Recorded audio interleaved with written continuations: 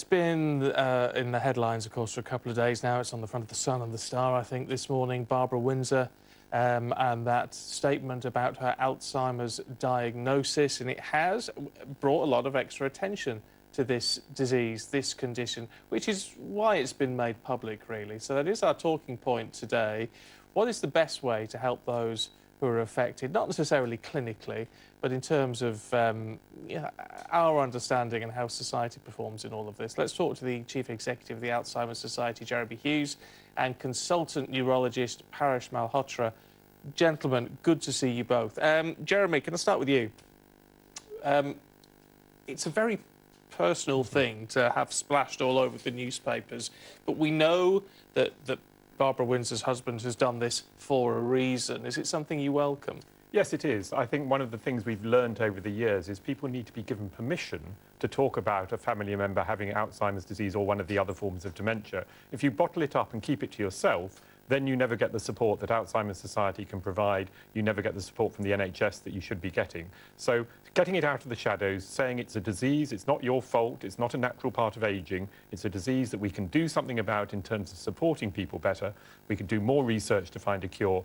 I think what Scott's done is a very brave thing to say, let's go public. And it also means that Barbara can be supported herself when she goes around in the streets, she meets people. People will be more sympathetic, more supportive. Paresh, what does cause this, and if it is a disease? Because a lot of people would link this to ageing, wouldn't they? It's much more common as you get older, but younger people can be affected, and we have patients who are in their 40s, 50s and 60s, and then it gets more common as people go into their 70s and 80s. The exact causes are still not understood, and anybody who says that they understand Alzheimer's completely isn't quite telling the truth, but we've found out lots more over the last 20 years. We know about the key proteins that are caused, we know about brain shrinkage, and we have some treatments that can give us some help and improve thinking. So how does it present itself then? Typically with memory problems. So people will have difficulty in remembering the things that they've done over the past few days or the last few weeks. That's the thing that people note most often, whereas they'll be much more comfortable about things in the distant past. We talk about this level of support, Jeremy.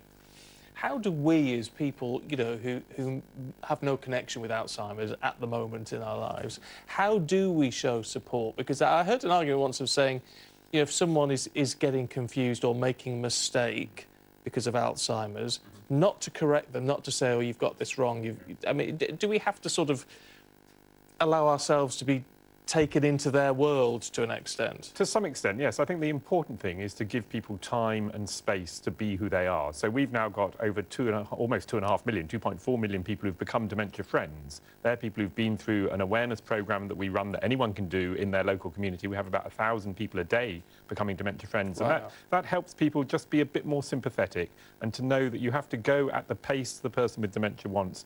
Let them be in their world. Don't pander to them. Don't be patronising, but help understand where they're coming from, help accommodate them. And we've had that change happening with members of the public, with bus companies, so people can get transport, taxi drivers, shops. There's a whole movement now to support people better in the community. Because I would imagine, and do correct me if I'm wrong, but if people are being reminded that they're missing something, that it just becomes a frustration added on to what else they're dealing with. Yes, I think what you have to remember, and it's interesting if you read Scott in the Sun today, talking about Barbara Windsor, is that whilst the factual memory goes quite quickly for many people with Alzheimer's, the emotional memory remains. So although Barbara Windsor can't actually remember that she's married to Scott, she remembers that he's a person who cares about her. You see, that's heartbreaking. But we hear, don't we, about carers and loved ones and all the rest of it.